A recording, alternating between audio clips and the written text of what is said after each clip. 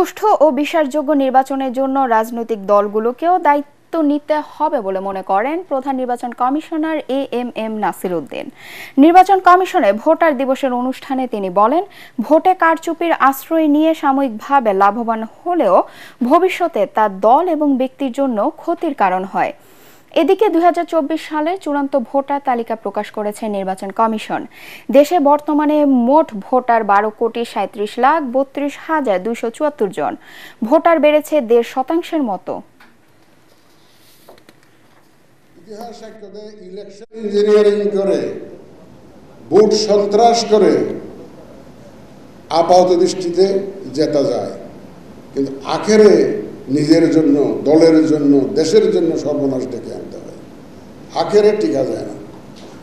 আপাত দৃষ্টিতে মনে হয় যেন জিতে গেলাম, কিন্তু আখেরে নিজের জন্য ভালো হয় না, দেশের জন্য ভালো হয় না, দলের জন্য ভালো হয় না। ইতিহাস সাক্ষ্য দেয়। এটা শুধু বাংলাদেশে নয়, সারা দুনিয়াতে এইরকম ইতিহাস। তোমার আমার বাংলাদেশে ভোট দিব মিলেমিশে এই স্লোগানকে সামনে রেখে সারা দেশে সপ্তমবারের মতো পালিত হলো জাতীয় ভোটার দিবস। সারা দেশের মতো চট্টগ্রামেও নানা আয়োজনে পালিত হচ্ছে জাতীয় ভোটার দিবস। সকালে এ উপলক্ষে র্যালি অনুষ্ঠিত হয়। র্যালি শেষে সার্কিট হাউস মিলনায়তনে অনুষ্ঠিত আলোচনা সভায় উপস্থিত ছিলেন চট্টগ্রাম বিভাগীয় commissioner doctor Mohammad Ziauddin, police commissioner Hasib Aziz, DIG Mohammad Ahsan Habib, জেলা প্রশাসক ফরিদা খানম। দিবসটি উপলক্ষে মাদারীপুরে বর্ণাঢ্য র্যালি করা হয়। র্যালি শেষে বেলুন ও পায়রা উড়িয়ে দিবসটির উদ্বোধন করেন মাদারীপুরের জেলা প্রশাসক মোসাম্মদ ইয়াসমিন আক্তার। নওগাঁয় র্যালি ও আলোচনা সভার মধ্য দিয়ে দিবসটি পালিত হয়েছে। দিবসটির উদ্বোধন করেন জেলা প্রশাসক মোহাম্মদ আব্দুল আওয়াল। বান্দরবান, ঝালকাঠি, মাগুরা ও চাঁপাইনবাবগঞ্জে দিবসটি উপলক্ষে র্যালি ও আলোচনা সভা অনুষ্ঠিত হয়েছে। খুলনা বিভাগের ১০ জেলার মুমূর্ষু রোগীদের জন্য দেশে প্রথমবারের মতো ফ্রি এয়ার অ্যাম্বুলেন্স সার্ভিস চালু করল আদ্দিন ফাউন্ডেশন। তাদের অভূতপূর্ব এই উদ্যোগে সাধুবাদ জানিয়েছেন স্বাস্থ্যসেবা সংশ্লিষ্টরা। আদ্দিনের দেখানো পথ অনুসরণ করে ভবিষ্যতে অন্যান্য সংস্থাও এ ধরনের সেবামূলক কার্যক্রম শুরু করবেন বলে আশাবাদ ব্যক্ত করেন ব্যবসায়িক চেয়ারম্যান এয়ার ভাইস মার্শাল মঞ্জুর কবির ভূঁইয়া। যশোর থেকে তামান্না ফারজানার রিপোর্ট, জানাচ্ছেন জাহিদুল আলম। স্বাস্থ্যসেবা ক্ষেত্রে অভূতপূর্ব এক উদ্যোগ। প্রথমবারের মতো বিনা পয়সায় হেলিকপ্টারে করে হাসপাতালে রোগী পরিবহন সেবা শুরু করল আদ্দিন ফাউন্ডেশন। এর মধ্যে দিয়ে দেশের স্বাস্থ্যসেবায় উন্মোচিত হল নতুন এক যুগ। শনিবার বিকেলে যশোরে আদ্দিন সকিনা মেডিকেল কলেজ হাসপাতালের হেলিপ্যাডে বেল 505 এয়ার অ্যাম্বুলেন্সের উদ্বোধন করেন বাংলাদেশ বেসরকারি বিমান চলাচল কর্তৃপক্ষের চেয়ারম্যান এয়ার ভাইস মার্শাল মঞ্জুর কবির ভূঁইয়া। এ সময় সংশ্লিষ্টরা জানান, আদ্দিনের এই উদ্যোগের ফলে এখন থেকে বিনামূল্যে জরুরি সেবা পাবেন দেশের দক্ষিণ পশ্চিমাঞ্চলের মুমূর্ষু ও দরিদ্র রোগীরা। সঠিক প্যাড আর সঠিক তথ্য দিয়ে এসু সামলে নিব এক হয়ে। Monalisa sanitary napkin. আদ্দিনের হটলাইন নাম্বারে যখনই কোনো কল আসবে, হেলিকপ্টার এয়ার ট্রাফিক কন্ট্রোল থেকে ক্লিয়ারেন্স নিয়ে টেক অফ করবে। এটা আরো বড় আঙ্গিকে যাবে এবং ইনশাআল্লাহ বাংলাদেশের জনগণ যারা শিক্ষা, স্বাস্থ্য, বিভিন্ন ব্যাপারে অনেক সুযোগ পাচ্ছেন না, তাদেরকে, তাদের জীবনকে আলোকিত করবে। এই উদ্যোগের ফলে বহু মানুষ উপকৃত হবে। আমরা অনাকাঙ্ক্ষিত অনেক মৃত্যু রোধে সাহায্য করতে পারব। এ সময় আল্লাহর সন্তুষ্টির জন্য নিঃস্বার্থভাবে মানুষের সেবা করতে সকলের প্রতি আহ্বান জানান আদ্দিন ফাউন্ডেশনের নির্বাহী পরিচালক ডাক্তার শেখ মহিউদ্দিন। প্রিয় ভাইয়েরা এবং আমার ছাত্রীরা আছে, আমি সবাইকে বলছি এই কথা, আমরা ডাক্তার হব, মানুষকে খেদমত করব, কোনো প্রত্যাশার বিনিময় না। আল্লাহ আমাদেরকে কোনোদিন না খায় মানবে না। আমরা কখনো কোনো যাই কাজ করি না কেন, যে সেবাই আমরা করি, প্রত্যেকে আমরা সেবা করি। রাষ্ট্রের বড় জায়গা থেকে আমরা সেবা করি, আমরা রাষ্ট্রের ছোট্ট একটা জায়গা থেকে আমরা সেবা করি, খেদমত করি। সেটা যেন আল্লাহর জন্য হয়ে যায়, সেটা যেন আল্লাহর জন্য হয়ে যায়, সেটা যেন আল্লাহর জন্য হয়ে যায়।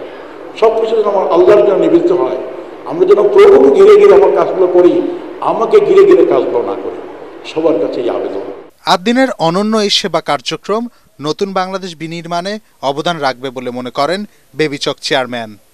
এই উদ্যোগটা আমার জানা মতে ওনারাই প্রথম এই উদ্যোগটা গ্রহণ করেছেন, যেসব যাত্রীরা আপনাদের সক্ষমতা নাই কিন্তু ট্রিটমেন্ট দরকার, তাদেরকে বিনামূল্যে অথবা খুব স্বল্প খরচে তাদেরকে বিভিন্ন জায়গায় পরিবহন করে নিয়ে যাওয়া, যাতে তারা এই আপনার রিকোয়ার্ড স্বাস্থ্য সেবাটা পেতে পারে, যে কোনো জায়গায় যেতে পারে।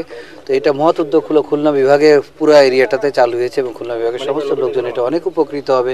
খুলনা বিভাগের 10 জেলার 587টি চিহ্নিত স্থান থেকে বিনামূল্যে এয়ার অ্যাম্বুলেন্সে করে রোগী পরিবহন করা হবে যশোরের আদ্দিন সকিনা মেডিকেল কলেজ হাসপাতাল এবং খুলনা মহানগরীর আদ্দিন আকিজ মেডিকেল কলেজ হাসপাতালে।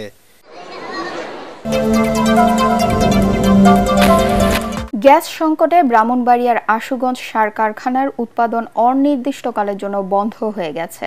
কর্তৃপক্ষ জানায় প্রতিদিন 1150 টন ইউরিয়া উৎপাদনে সক্ষম আশুগঞ্জ সার কারখানার উৎপাদন স্বাভাবিক রাখতে দৈনিক 48 মিলিয়ন ঘনফুট গ্যাস প্রয়োজন। গ্যাস সংযোগ পেলেও চাপ কম থাকায় পুরোদমে ইউরিয়া উৎপাদন করা যাচ্ছিল না। শনিবার সন্ধ্যায় কারখানায় গ্যাস সরবরাহ একেবারেই বন্ধ করে দেওয়া হয়। এতে অনির্দিষ্টকালের জন্য আবারও বন্ধ হয়ে গেছে ইউরিয়া উৎপাদন। কবে নাগাদ উৎপাদন চালু হবে তা এখনো নিশ্চিত নয়। ছিনতাই আর চুরি ডাকাতির হটস্পট হয়ে উঠেছে হবিগঞ্জের পুরাতন ঢাকা সিলেট মহাসড়ক।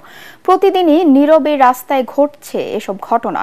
চা বাগান বেষ্টিত এ সড়কের বিস্তীর্ণ এলাকা জুড়ে মোবাইল ফোনের নেটওয়ার্ক না থাকায় সুযোগটি নিচ্ছে অপরাধীরা। তবে সড়কটিতে টহল বাড়ানো হয়েছে বলছে স্থানীয় পুলিশ। হবিগঞ্জ থেকে আব্দুল হালিমের রিপোর্ট, জানাচ্ছেন ইমদাদুল্লাহ বাবু। একসময়ে হবিগঞ্জের চুনারুঘাট তেলিয়াপাড়া সড়কটি ছিল মূল ঢাকা সিলেট মহাসড়ক। 20 বছর আগে নতুন করে ঢাকা সিলেট মহাসড়ক নির্মাণ করা হলে এটি এখন তেমন ব্যবহৃত হচ্ছে না। শুধু সাতছড়ি জাতীয় উদ্যান এবং চা বাগানগুলোতে যাতায়াতের জন্য এখন ব্যবহার করা হচ্ছে সড়কটি। আর রাতে চলছে বালু ও ইটবাহী ট্রাক। সারা দেশে আইন শৃঙ্খলা পরিস্থিতির অবনতির সুযোগে মহাসড়কটিতেও বেড়েছে চুরি ডাকাতি ও ছিনতাইয়ের মতো ঘটনা। ফলে স্থানীয়দের মধ্যে বিরাজ করছে আতঙ্ক। এই রাস্তার মধ্যে আমাদের নিরাপত্তাহীনতায় ভুগতে হয়। সন্ধ্যার পরে এই চাঁদপুর বাগানের দিকে কেউ গাড়ি নিয়ে আসতে চায় না। ডাকাতি তো বাইরে গেছে, যার কারণে আর কি বই লাগে আমাদের।